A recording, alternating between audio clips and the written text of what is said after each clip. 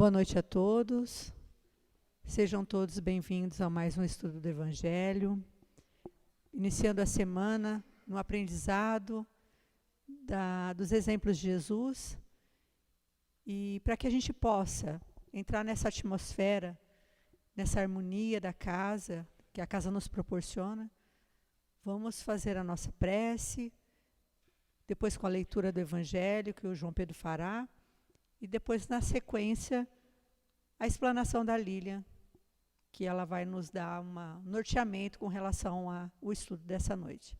Então, vamos fechar os nossos olhos, elevar os nossos pensamentos ao alto, pedindo o amparo e a proteção dos amigos espirituais, agradecendo a Deus a oportunidade de estarmos aqui e principalmente agradecendo a oportunidade dessa existência, onde estamos podendo, um dia de cada vez, passo a passo, progredir, nos elevar, tomarmos consciência das nossas responsabilidades, dos nossos direitos, mas também dos nossos deveres enquanto cristãos e cidadãos do mundo.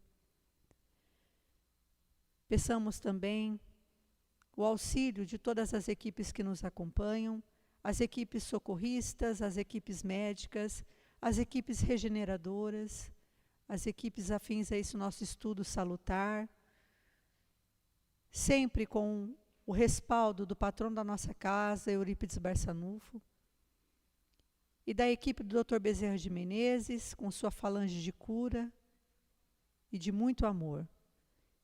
E que ela sempre nos prepara, tanto o nosso campo físico, o nosso campo emocional e espiritual, para que possamos sorver com sabedoria e discernimento todo o aprendizado contido no Evangelho. Então façamos esse momento, juntamente com o nosso irmão maior, Jesus, nosso mestre, nosso caminho, verdade e vida, a prece que ele mesmo nos ensinou. Pai nosso que estais nos céus, santificado seja o vosso nome. Venha a nós o vosso reino e seja feita a vossa vontade, assim na terra como no céu. O pão nosso de cada dia dai-nos hoje, Senhor. Perdoai as nossas dívidas, assim como nós perdoamos os nossos devedores, e não nos deixeis cair em tentação, e livra-nos de todo mal, porque teus são o reino, o poder e a glória para sempre. E que essas vibrações, emanações, esses eflúvios de paz recaiam sobre todos os necessitados, os aflitos, a todos que padecem nesse momento, com tanta turbulência enfrentado no nosso orbe, e que possamos, juntos, fortalecermos nessa prece, para que recebamos também os benefícios, todos os nossos familiares, nossos irmãos e amigos, e com o amparo de Deus e a proteção de Jesus, damos por iniciado o nosso estudo dessa noite. Que assim seja, graças a Deus.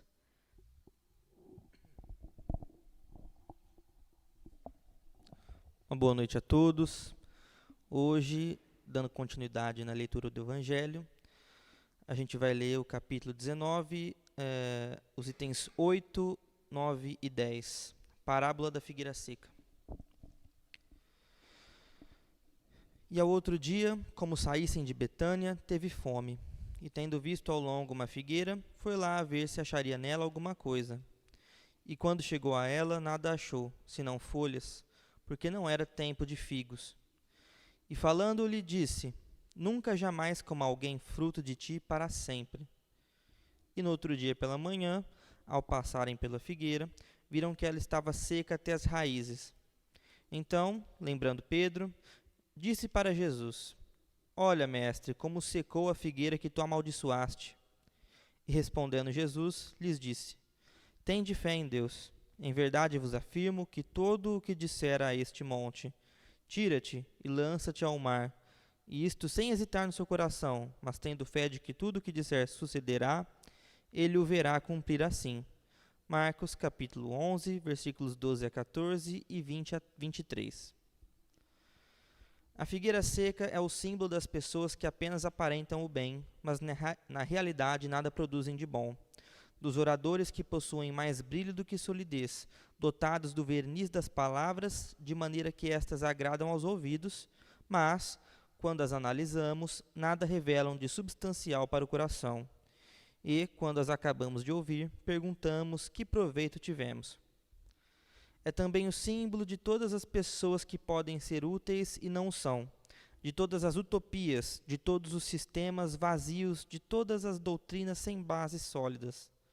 O que falta, na maioria das vezes, é a verdadeira fé, a fé realmente fecunda, a fé que comove as fibras do coração, em uma palavra, a fé que transporta montanhas. São árvores frondosas, mas sem frutos, e é por isso que Jesus as condena à esterilidade, pois dia virá em que ficarão secas até as raízes. Isto quer dizer que todos os sistemas, todas as doutrinas que não produziram nenhum bem para a humanidade, serão reduzidas a nada, e que todos os homens voluntariamente inúteis, que não se utilizaram dos recursos de que estavam dotados, serão tratados como a figueira seca. Os médiuns são os intérpretes dos espíritos. Suprem o organismo material que falta a estes, para nos transmitirem as suas instruções. Eis porque são dotados de faculdades para esse fim. Nestes tempos de renovação social, desempenham uma missão especial. São como árvores que devem dispensar o alimento espiritual aos seus irmãos. Por isso, multiplicam-se, de maneira a que o alimento seja abundante.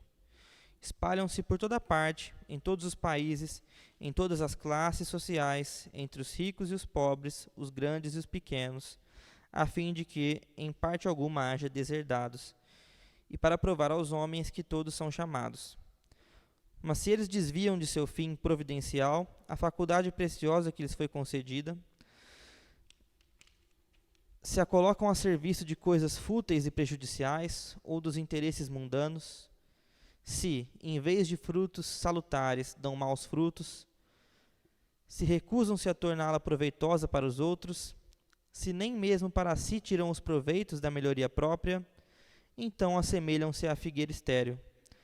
Deus, então, lhes retirará um dom que se tornou inútil entre as suas mãos, a semente que não souberam semear, e os deixará cair como presas dos maus espíritos. Que assim seja.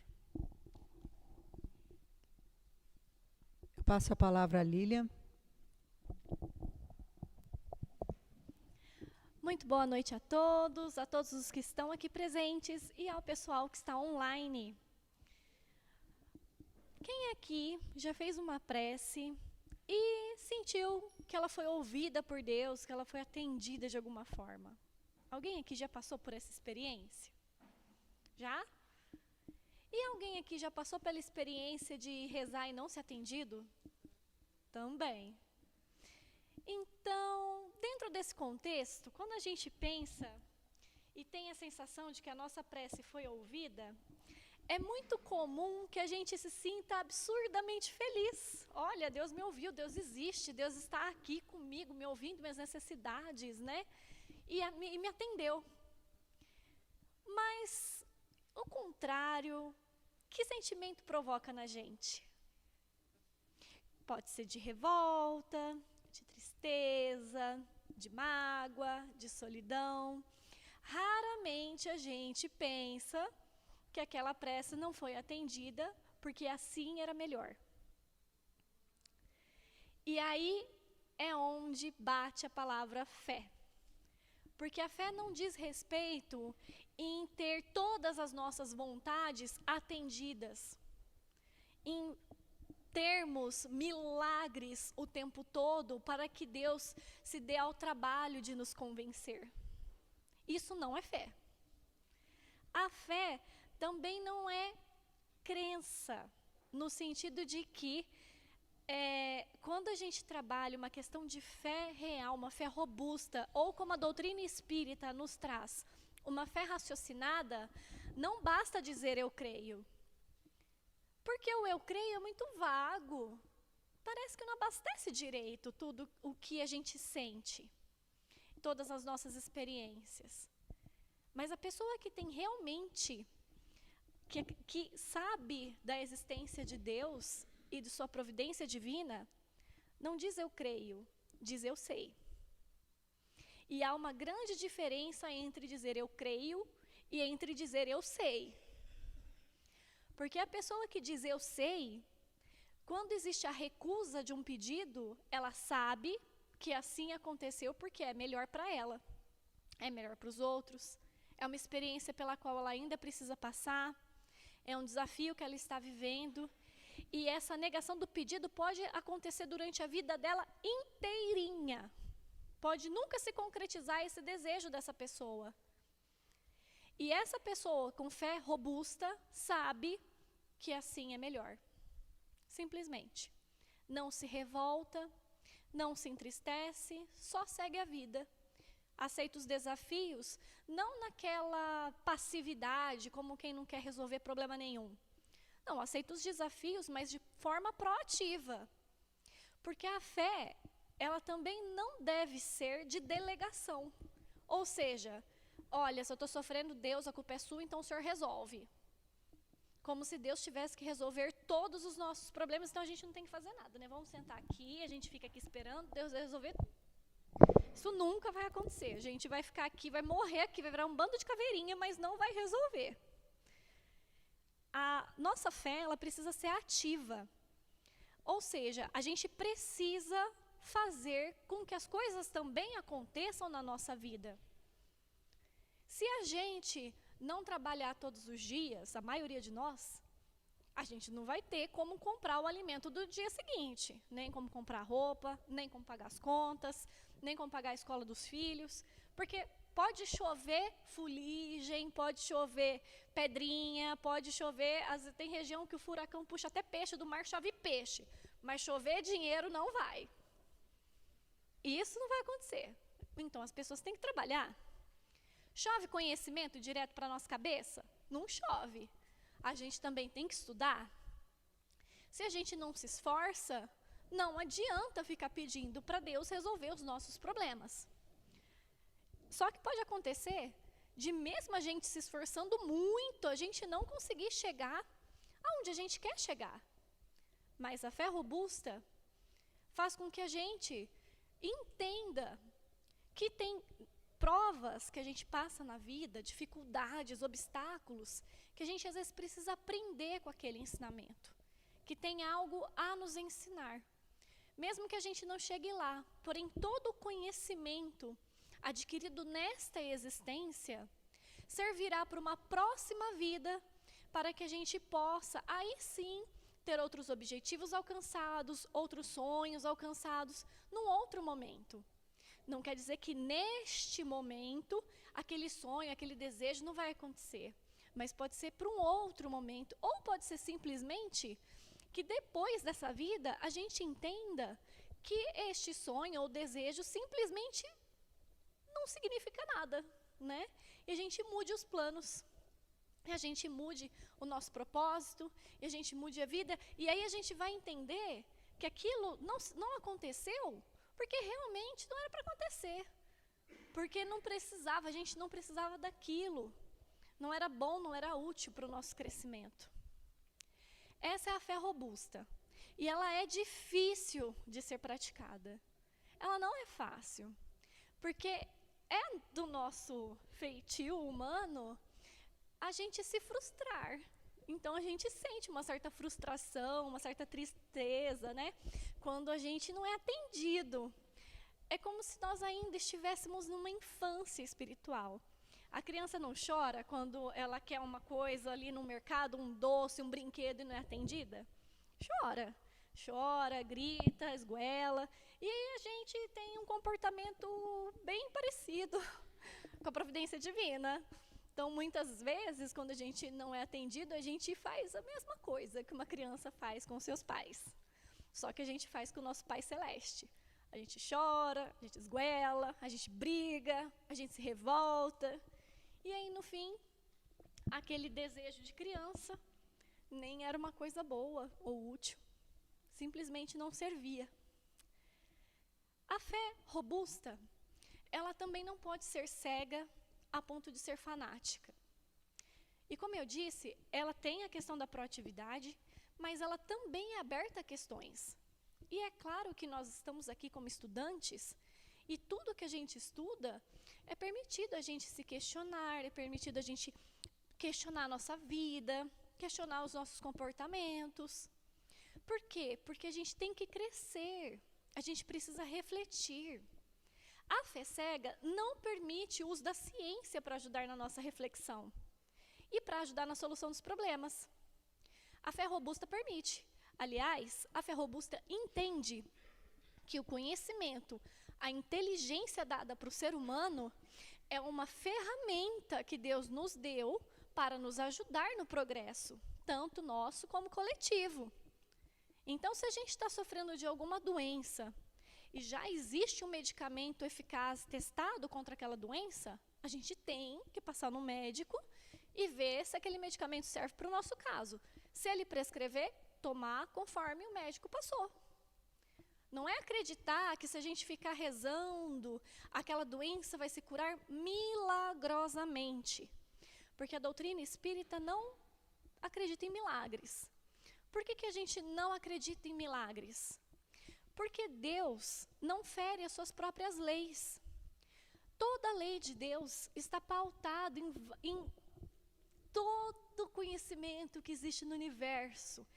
A lei de Deus, ela não é uma mágica sem explicação. Toda a lei de Deus está inserida nas leis naturais da vida, do universo. Então, é claro que ele não vai fazer mágica. Não existe mágica. Quando uma pessoa obtém uma cura por uma prece, ou até mesmo um remédio espiritual, pode ser que os espíritos que agiram ali para aquela cura, eles sabem o mecanismo de como o corpo funciona, de como o perispírito funciona, de como é toda a parte espiritual daquela pessoa, e basta eles agirem ali, muitas vezes, reequilibrando as energias naquele local, o próprio corpo volta a funcionar normalmente. É sempre que isso funciona? Não, não é. Em alguns casos isso funciona, em outros não, precisa do remédio. Na maioria dos casos, precisa dos dois. Tanto do remédio físico, quanto do remédio espiritual.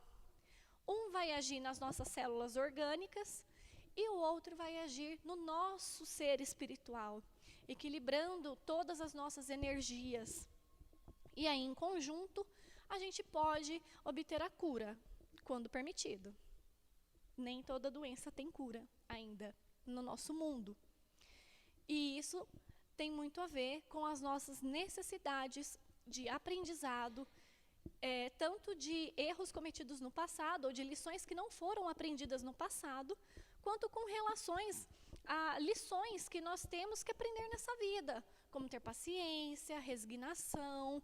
E muitas vezes as doenças nos servem para a gente refletir no nosso próprio comportamento, nos nossos vícios, naquilo que a gente fez de correto, o que fez de errado. É uma oportunidade de reflexão. Então, nem toda doença vai ter cura. E a fé robusta entende isso, que nem toda doença tem cura, que a gente precisa passar por determinadas situações, que é uma forma da gente se educar. Quer ver um exemplo? Diabetes. Muita gente tem, não tem cura. Mas qual é as duas primeiras coisas que uma pessoa que está pré-diabética ou diabética tem que aprender a fazer? Atividade física e alimentação saudável. Ou seja, ter disciplina. Ter disciplina, né? Não abusar do corpo físico, saber respeitar os limites do corpo. É um aprendizado extremamente difícil. Quando a gente tenta fazer alimentação saudável, meu Deus, quem gosta de um chocolate aqui, que nem eu, um docinho, uma Nutella, né? É extremamente difícil você olhar aquele pote brilhante de Nutella e falar, companheira, agora não, né? E olhar para um brigadeiro, um bolo e falar, só um dedinho assim, ó, de fatia, e isso já representa a porção de doce do dia inteiro, e se bobear da quantidade a semana toda, né? Então, é uma disciplina muito grande. Por que a gente passa por isso? Porque existem os vícios do alimento. A gente se vicia, a gente tem gula. Às vezes a gente come porque não precisa comer. Come porque quer comer, porque olha aquilo e sente, né? Nossa, eu vou comer até explodir, né? Não é verdade? Tem gente que vai numa festa, que vai num evento e fala, não vou nem almoçar hoje.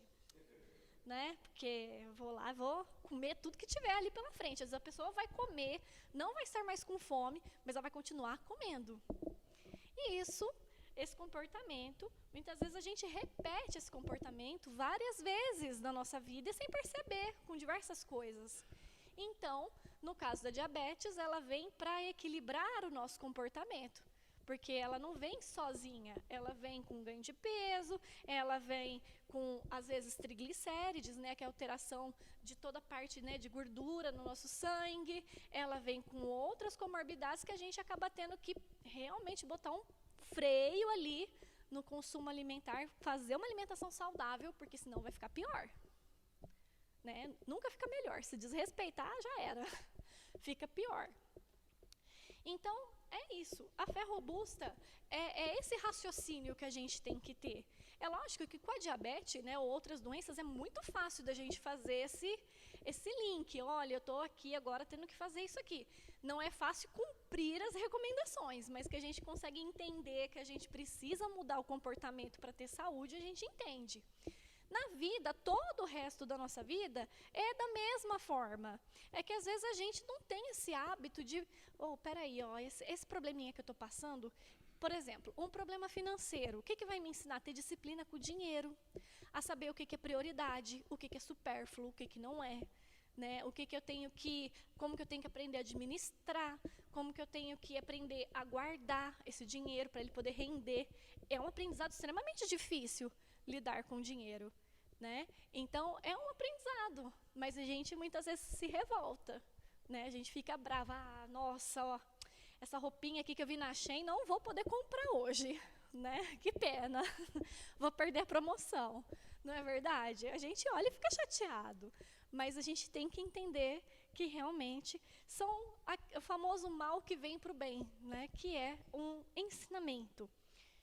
E essa é uma característica de você olhar para essa dificuldade e ver a vida assim, é uma característica da fé robusta, né? É a gente entender que tudo tem um propósito, que tudo serve para nosso crescimento, que as coisas elas não vêm assim aleatoriamente. Aqui na Terra, o fato da gente já ter se proposto a nascer aqui, a gente já se inscreveu assim, para o vestibular, né? Aqui é a inscrição, aqui é o vestibular nosso. Então, a gente já sabe que vai ser difícil. Né? Quem aqui tem filhos adolescentes ou quem já prestou vestibular aqui alguma vez? Levante a mão.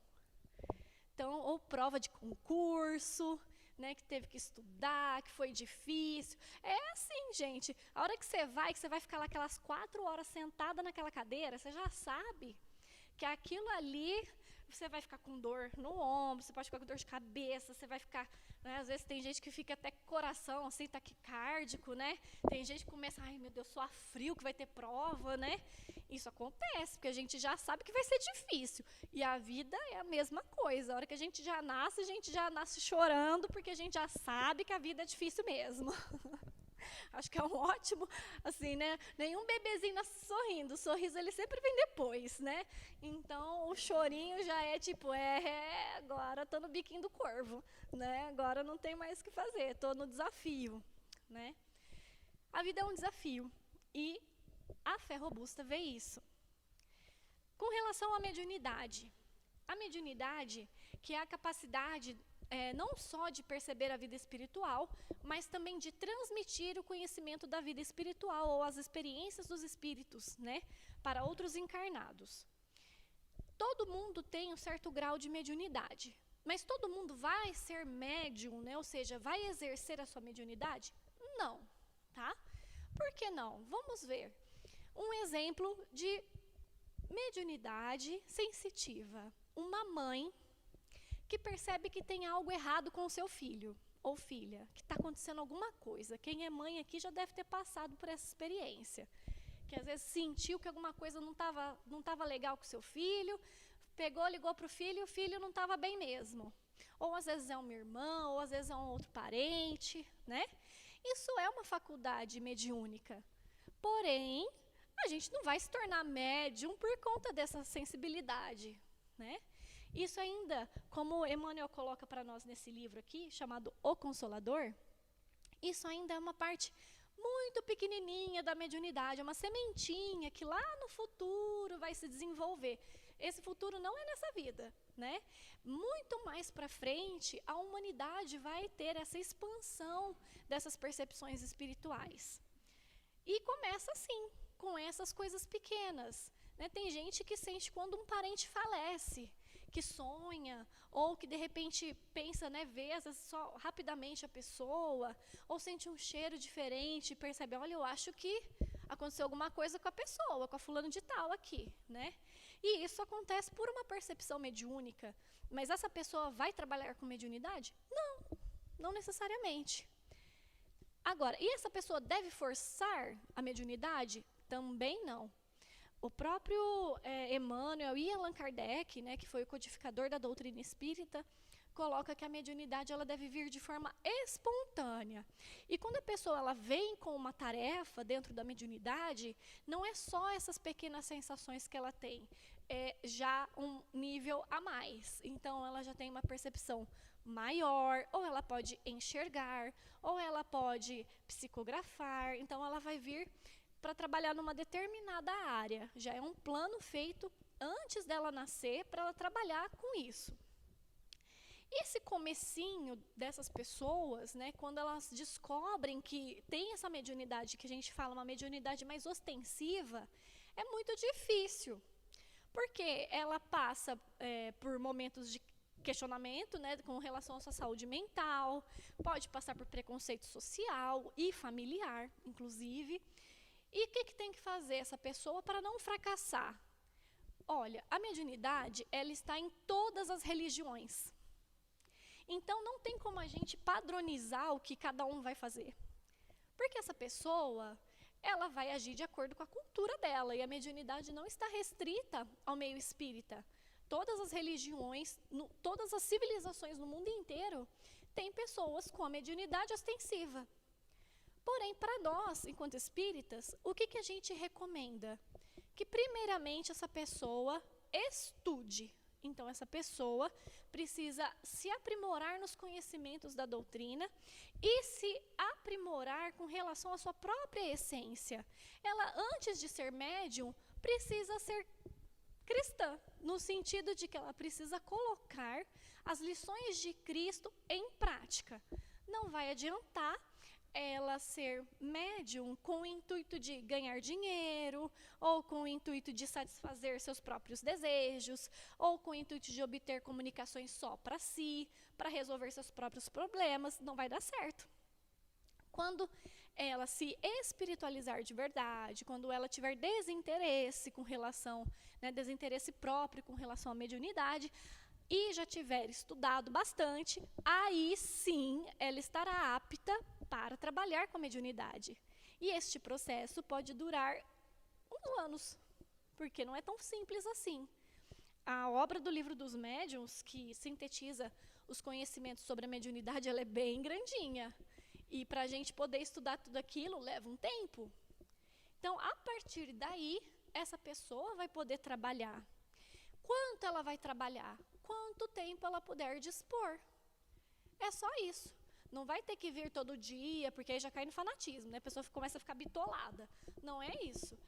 O próprio Emmanuel coloca que tem que ter equilíbrio, tem que ser saudável.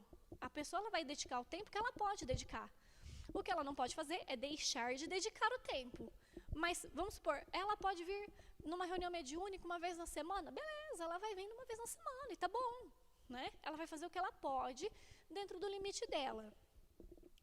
O que a gente vê muito acontecer é, primeiro, a precipitação, né? A pessoa pensa que realmente vai trabalhar com a mediunidade e já começa assim a, né, surtar, já quer se comunicar, já acha que vai virar Chico Xavier, né? E não é bem assim.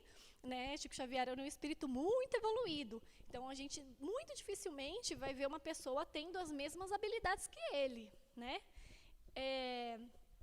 Ou então a pessoa cai no desespero, começa a rezar porque não quer, não quer.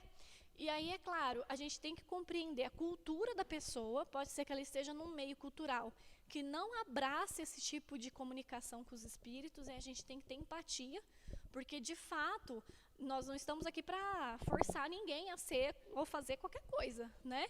Então, se ela está no meio cultural, que é muito difícil dela exercer a mediunidade, é claro que a espiritualidade vai entender.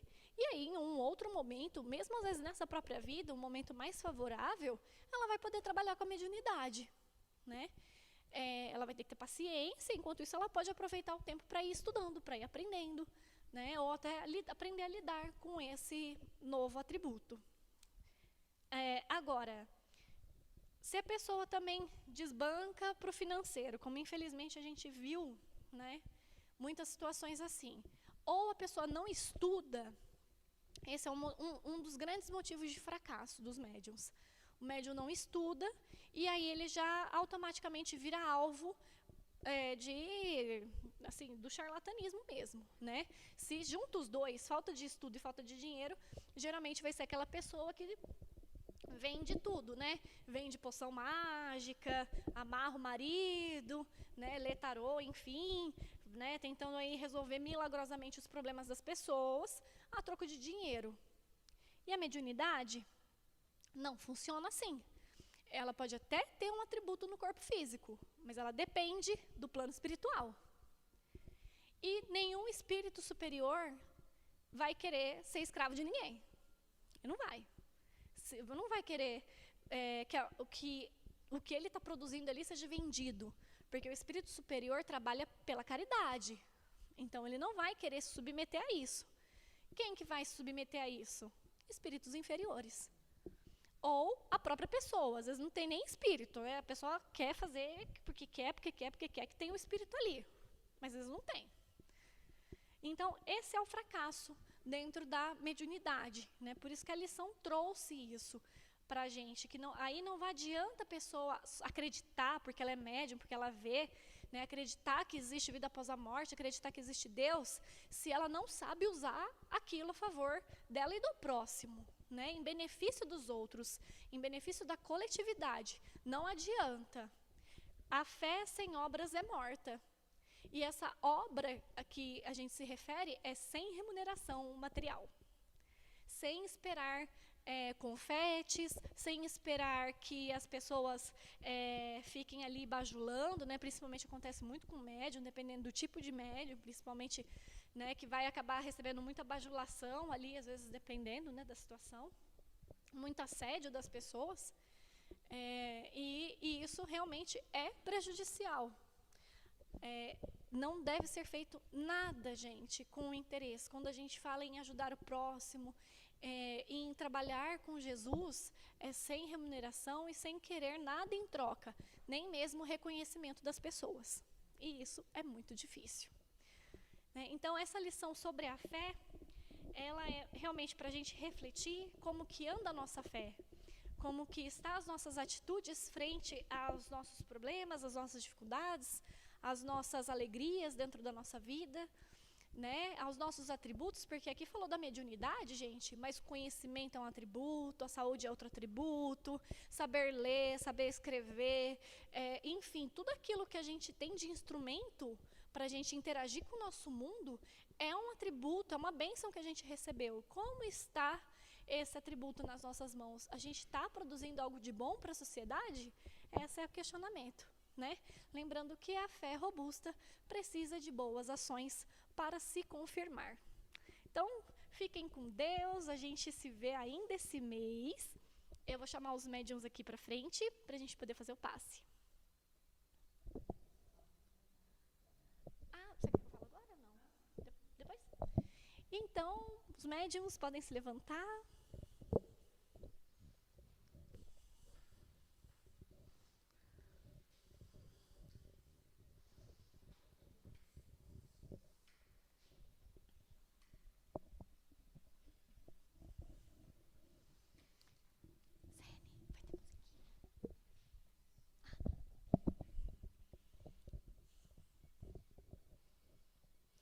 Então, nesse instante, vamos elevar nosso pensamento a Deus e a Jesus, lembrando das lições de hoje. Vamos pensar com muito amor e carinho no nosso Mestre, exemplo de fé, de persistência e de sabedoria. Mestre Jesus, É com muito amor que pensamos em Ti e te agradecemos do fundo do nosso coração pelos Teus ensinamentos e Teus exemplos, pela luz que o Senhor colocou no mundo. Obrigada, Mestre, por cada gota de conhecimento.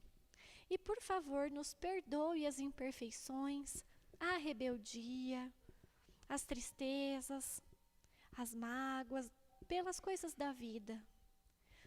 Que nós, ainda estudantes nessa escola chamada Terra, que nós possamos aprender com o seu exemplo maravilhoso e seguir adiante na nossa vida. Mais uma vez, agradecemos aos bons espíritos que nos acolhem, que nos amparam neste momento e pedimos a Deus, nosso Senhor, que derrame as bênçãos, a luz e todo o seu amor sobre todos nós. Pai nosso que estais nos céus, santificado seja o vosso nome. Venha a nós o vosso reino. Seja feita a vossa vontade, assim na terra como nos céus. O pão nosso de cada dia nos dai hoje. Perdoa, Pai, as nossas dívidas, assim como nós perdoamos aos nossos devedores. E não nos deixe, Senhor, cairmos em tentações, mas livrai-nos de todo e qualquer mal. Porque Teu é o reino, o poder e a glória para todo sempre. Que assim seja.